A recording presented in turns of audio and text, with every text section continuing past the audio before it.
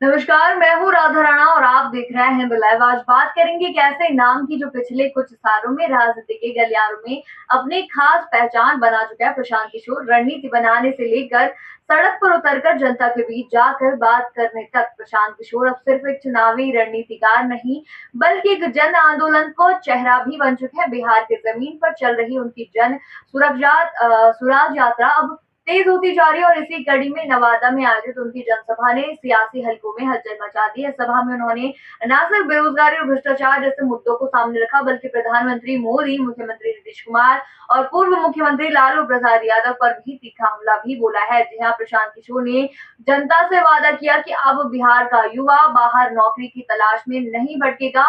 उन्होंने कहा कि अगर जन स्वराज की सरकार आती है तो राज्य के युवाओं को बिहार में ही रोजगार मिलेगा। यही नहीं, उन्होंने एक और बड़ा ऐलान करते हुए कहा कि दिसंबर 2025 से 60 साल से अधिक उम्र के हर व्यक्ति को 2000 रुपए मासिक पेंशन दी जाएगी और घोषणा बुजुर्गों के लिए एक बड़ी राहत बनकर सामने आई है। और इससे साफ है कि पीके यानी प्रशांत किशोर अपने अभियान को एक ठोस योजना के साथ आगे बढ़ा रहे। सभा के दौरान उन्होंने भ्रष्टाचार के मुद्दे पर भी जोर दिया। उन्होंने कहा कि आज बिहार में राशन कार्ड बनवाने से लेकर जमीन की रसीद कटवाने तक हर काम के लिए आम आदमी को घूस देनी पड़ती।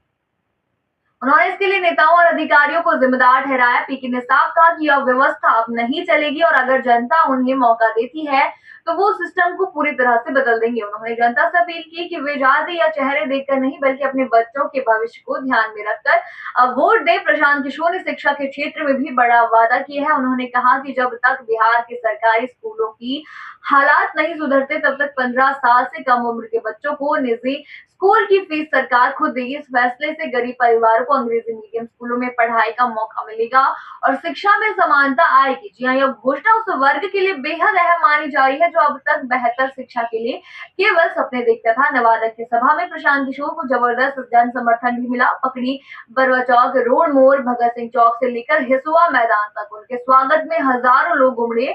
जीवन पब्लिक स्कूल के मैदान में हुई सभा में लोगों की भारी भीड़ साफ दिखा रही है कि पीके की बातों को लोग सुनना और समझना चाह रहे हैं। सभा का संचालन प्रदेश प्रवक्ता मोहम्मद मसूद्दीन ने किया और उन्होंने भी जन स्वराज के विचारधारा को जनता के सामने विस्तार से रखा। यह साफ हो गया है कि बिहार की राजनीति अब केवल जातीय समीकरणों पर नहीं बल्कि मुद्दों पर भी केंद्रित होने लगी है।